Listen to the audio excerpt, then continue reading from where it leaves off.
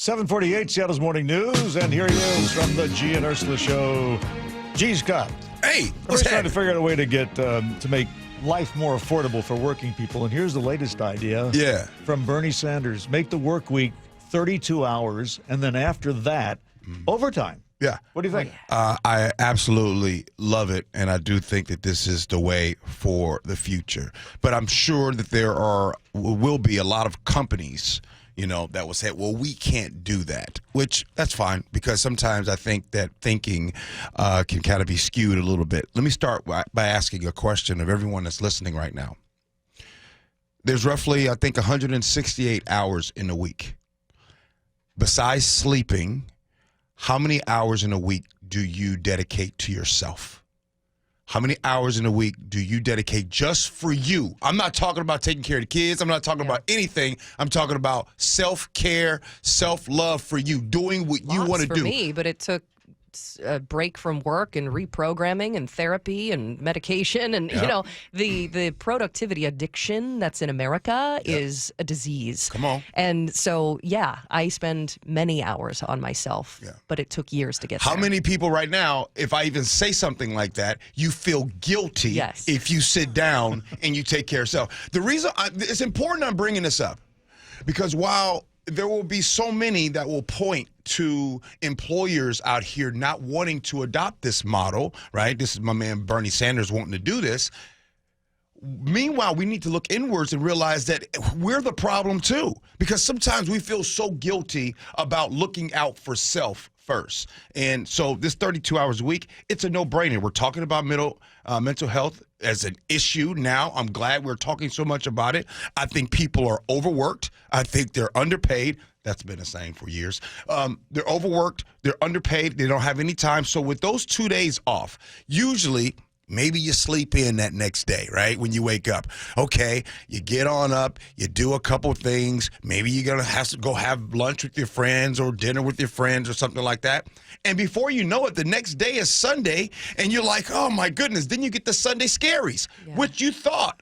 You thought the Sunday scaries were going to be over when you were a child. Right. Little did you know that when you're an adult, it's still the same. The whole weekend is spent catching up from the week. 60 Minutes comes on, So my next question would be, how much better would every employee be if they had 3 days off a week as opposed to 2? I think it's a great idea. I love it. I would love it. I'd have more time with my kids. I think about how little time I spend a lot of time on myself, and that's because I work an early morning shift, so I have time. My kids are at school or at daycare. They see me like 2 hours a day. That's what I'm saying. That's not enough. Yeah. It's not enough.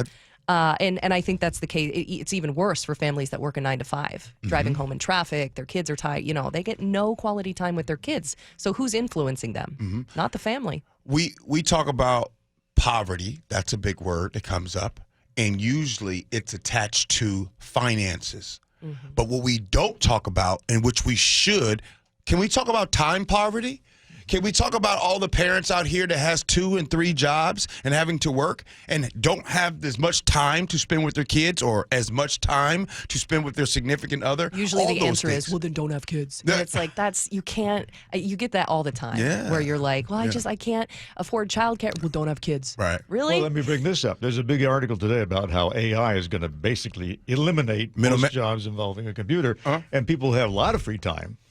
And you're going to need some way of just handing them money so that they can live, even though there's really no jobs that need to be done except, turn the machine on and walk away. Yeah, that's why I tell everybody to go to trade school.